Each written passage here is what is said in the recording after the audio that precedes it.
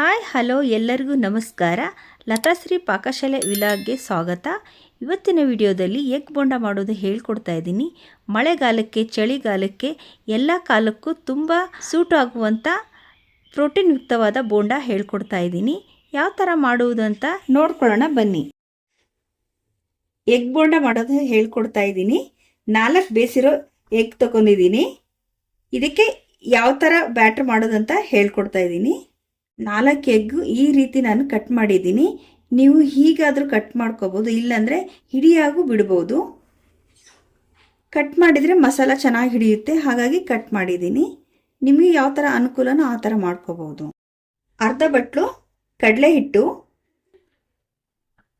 2 table spoon ಅಕ್ಕಿ ಹಿಟ್ಟು, ಖಾರಕ್ಕೆ 1 ಸ್ಪೂನು ಅಚ್ಚ ಖಾರದ ಪುಡಿ, 1/4 ಸ್ಪೂನು ಧನಿಯಾ powder, 1/4 spoon pepper powder, 1/4 spoon ಜೀರಾ powder, 1/4 spoon chicken masala powder. ಬೇಕಿದ್ರೆ ನೀವು ಹಾಕೋಬಹುದು, ಇಲ್ಲಾಂದ್ರೆ ಸ್ಕಿಪ್ ಮಾಡ್ಕೋಬಹುದು. ಕಲರ್ಗೆ ಅರಿಶಿನ ಹಾಕ್ಕೊಳ್ತಾ ಇದ್ದೀನಿ. ಕಲರ್ ಬೇಕಿದ್ರೆ ನೀವು ಹಾಕೋಬಹುದು. ನಾನು ಕಲರ್ ಹಾಕ್ತಾ ಇಲ್ಲ, ಹಾಗಾಗಿ ಅರಿಶಿನನೇ ಹಾಕ್ಕೊಳ್ತಾ ಇದ್ದೀನಿ. ಬೆಳ್ಳುಳ್ಳಿ ಶುಂಠಿ ಹಾಕ್ಕೊಳ್ತಾ ಇದ್ದೀನಿ, ಪೇಸ್ಟ್ ಮಾಡಿರೋದು. ಇದು ಹಾಕೋದ್ರಿಂದ ಚೆನ್ನಾಗಿ ಫ್ಲೇವರ್ ಚೆನ್ನಾಗಿರುತ್ತೆ, ಟೇಸ್ಟ್ ಕೂಡ ತುಂಬ ಚೆನ್ನಾಗಿರುತ್ತೆ. ರುಚಿಗೆ ತಕ್ಕಷ್ಟು ಉಪ್ಪು. ಕೈಯಿಂದ ಚೆನ್ನಾಗಿ ಮಿಕ್ಸ್ ಮಾಡ್ಕೊಳ್ಳೋಣ.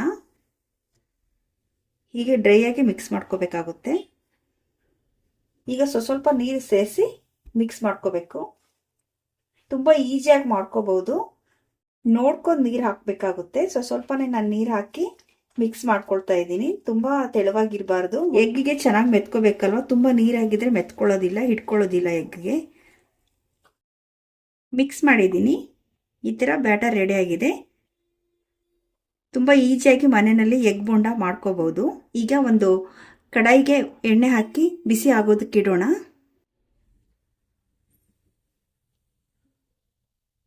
ಆಯಿಲ್ ಬಿಸಿ ಆಗಿದೆ.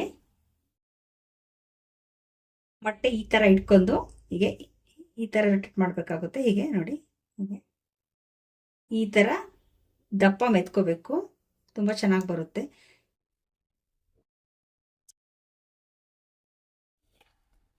ಮೊಟ್ಟೆನ ಈ ಥರ ಮಸಾಲೆನಲ್ಲಿ ಡಿಪ್ ಮಾಡಿ ಒಂದೊಂದೇ ಬಿಡಬೇಕಾಗುತ್ತೆ. ನೋಡಿ ಎಷ್ಟು ನೀಟಾಗಿ ಬರ್ತಾ ಇದೆ, ಚೆನ್ನಾಗಿ ಬರುತ್ತೆ.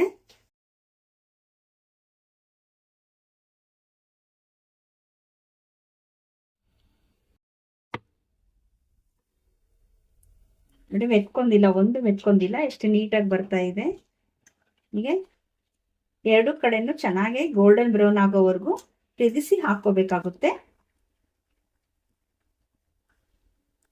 ಸಂಜೆ ಸ್ನ್ಯಾಕ್ಸಿಗೆ ತುಂಬ ಚೆನ್ನಾಗಿರುತ್ತೆ.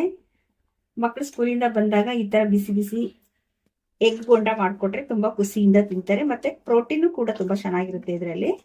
ಟೀ ಜೊತೆ ಕಾಫಿ ಜೊತೆ ಸಂಜೆ ಸ್ನ್ಯಾಕ್ಸಿಗೆ ಈ ಥರ ಮಾಡ್ಕೊಳ್ಳಿ. ಹೋಟೆಲಲ್ಲಿ ತಿನ್ನೋದಕ್ಕಿಂತ ಮನೆಯಲ್ಲಿ ಬೇಗನೆ ಮಾಡ್ಕೋಬಹುದು. ತುಂಬ ಈಸಿ ರೆಸಿಪಿ ನಿಮಗೆ ತಿಳಿಸ್ಕೊಟ್ಟಿದ್ದೀನಿ. ಗೋಲ್ಡನ್ ಬ್ರೌನ್ ಆಗಿದೆ. ಈಗ ಎಣ್ಣೆಯಿಂದ ಸಪ್ರೇಟ್ ಮಾಡ್ಕೊಳ್ತಾ ಇದ್ದೀನಿ.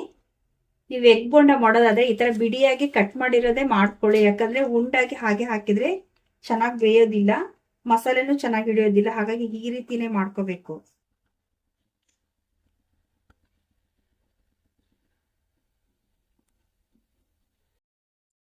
ಫುಡ್ ಕಲರ್ ಹಾಕಿಲ್ಲ, ನ್ಯಾಚುರಲ್ ಆಗಿ ಅರಿಶಿನ ಹಾಕಿ ಮಾಡಿದ್ದೀನಿ. ಆದ್ರೆ ತುಂಬ ಚೆನ್ನಾಗಿ ಕಲರ್ ಬಂದಿದೆ. ನೋಡಿ, ನೋಡ್ತಾ ಇರ್ಬೋದು, ನ್ಯಾಚುರಲ್ ಕಲರ್ ಇದು. ಸಂಜೆ ಸ್ನ್ಯಾಕ್ಸು ಎಗ್ ಬೋಂಡ ರೆಡಿ ಆಗಿದೆ. ಗಾರ್ನಿಷ್ ಮಾಡ್ಕೊಳ್ಳೋಣ. ಹೀಗೆ ಗಾರ್ನಿಷ್ ಮಾಡಿದ್ದೀನಿ. ನೀವು ಕೂಡ ಹೀಗೆ ಗಾರ್ನಿಷ್ ಮಾಡ್ಕೊಳ್ಳಿ. ಮಳೆಗಾಲದಲ್ಲಿ ಚಳಿಗಾಲದಲ್ಲಿ ತುಂಬ ಚೆನ್ನಾಗಿರುತ್ತೆ. ಮಕ್ಕಳಿಗೆ ಕೂಡ ಈ ಥರ ಮಾಡಿಕೊಟ್ರೆ ತುಂಬ ರಿಚಾಗಿ ನ್ಯೂಟ್ರಿಯೆಂಟ್ ಫುಡ್ ಸಿಗುತ್ತೆ. ಒಮ್ಮೆ ಹೀಗೆ ನೀವು ಮನೆಯಲ್ಲಿ ಟ್ರೈ ಮಾಡಿ. ಯಾವ ಥರ ವಿಡಿಯೋ ಬಂದಿದೆ ಅಂತ ಹೇಳಿ ಕಾಮೆಂಟ್ ಮಾಡಿ. ಈ ವಿಡಿಯೋ ಇಷ್ಟ ಆದರೆ ಶೇರ್ ಮಾಡಿ, ಲೈಕ್ ಮಾಡಿ. ಇನ್ನೂ ಹೊಸದಾಗಿ ಚಾನಲ್ ಏನಾದರೂ ನೋಡ್ತಾ ಇದ್ದರೆ ನನ್ನ ಚಾನಲನ್ನು ಸಬ್ಸ್ಕ್ರೈಬ್ ಮಾಡ್ಕೊಳ್ಳಿ. ಇಷ್ಟು ಹೊತ್ತು ಈ ವಿಡಿಯೋ ನೋಡಿದ್ದಕ್ಕೂ ಎಲ್ಲರಿಗೂ ಥ್ಯಾಂಕ್ಸ್.